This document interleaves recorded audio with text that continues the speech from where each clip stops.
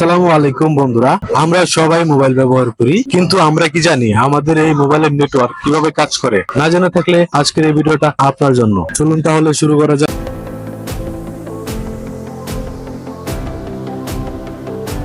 সর্বপ্রথম আমরা মোবাইলের যোগাযোগ প্রযুক্তি সম্পর্কে জানবো, অর্থাৎ আপনার হাতে থাকা মোবাইল ফোনটি কি করে আপনার কথা আপনার পাশের সিগন্যাল টাওয়ারে পৌঁছে দেয় সেই সম্পর্কে আগে জানবো। যখন আপনি মোবাইলে কথা বলেন তখন আপনার ফোনে মাইক্রোফোন আপনার কথাগুলো গ্রহণ করতে থাকে।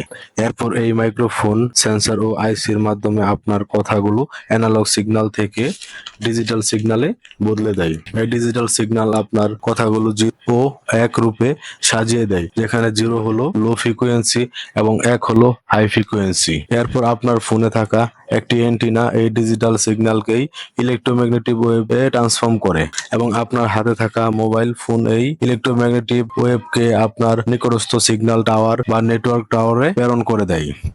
এবার চলুন জেনে নেওয়া যাক মোবাইল নেটওয়ার্কের টাওয়ারগুলো কিভাবে কাজ করে। এই মোবাইল নেটওয়ার্কের ধারণা আসে সেলুলার টেকনোলজি থেকে। এই সেলুলার টেকনোলজি নেটওয়ার্ক এরিয়ার সৌরভুজ আকারে ভাগ করা থাকে, যেখানে প্রতিটা সৌরভুজের মধ্যে আলাদা আলাদা নেটওয়ার্ক ফ্রিকোয়েন্সি স্লট থাকে।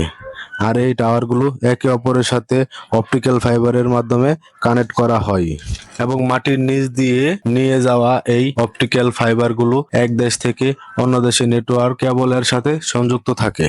একটি ফোন কল সম্পূর্ণরূপে সম্পাদন করার জন্য আপনার ফোন থেকে সেই ইলেকট্রোম্যাগনেটিক ওয়েভ আপনার নিকটস্থ টাওয়ারে পৌঁছায় এবং নেটওয়ার্ক টাওয়ার এই ইলেকট্রোম্যাগনেটিক ওয়েভকে উচ্চ ক্ষমতায় সম্পূর্ণ লাইভ ফ্রিকোয়েন্সিতে পরিবর্তন করে।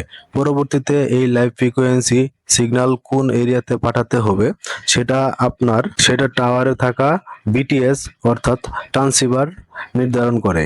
এরপর বিটিএস আপনার ডেস্টিনেশন টাওয়ার সিগন্যাল পাঠায়। এই ডেস্টিনেশন টাওয়ার হলো যে টাওয়ারের অধীনে আপনার কাঙ্ক্ষিত রয়েছে সেই টাওয়ারকে বোঝায়। এরপর সেই ডেস্টিনেশন টাওয়ার আপনার সিগন্যালকে রিসিভ করে এবং লাইভ ফ্রিকোয়েন্সিতে থেকে পুনরায় ইলেকট্রোম্যাগনেটিক ওয়েভ রূপান্তর করে আপনার রিসিভারের মোবাইলে পৌঁছে দেয় এবং ফোনের সেন্সরের কাছে এই সিগন্যাল আসা মাত্রই আপনার ফোন কল বেজে ওঠে।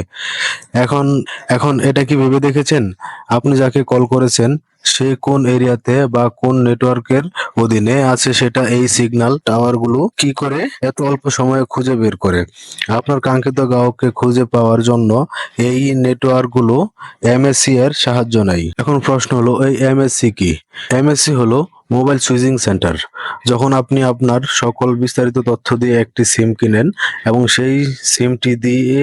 সেই সিমটি যে নেটওয়ার্কের মধ্যে সর্বপ্রথম চালু করেন সেটি হলো আপনার এমএসসি। এই হোম এমএসসি তে আপনার সমস্ত ব্যক্তিগত তথ্য সংরক্ষিত থাকে। আর কখনো যদি আপনি আপনার হোম লোকেশনের বাইরে যান তখন আপনার ফোন ফরেন এমএসসি তে কানেক্ট থাকে। এই ফরেন এমএসসি সবসময় আপনার হোম এমএসসি কে আপডেট করতে থাকে যে আপনি বা আপনার ফোন কোন নেটওয়ার্কের অধীনে আছে।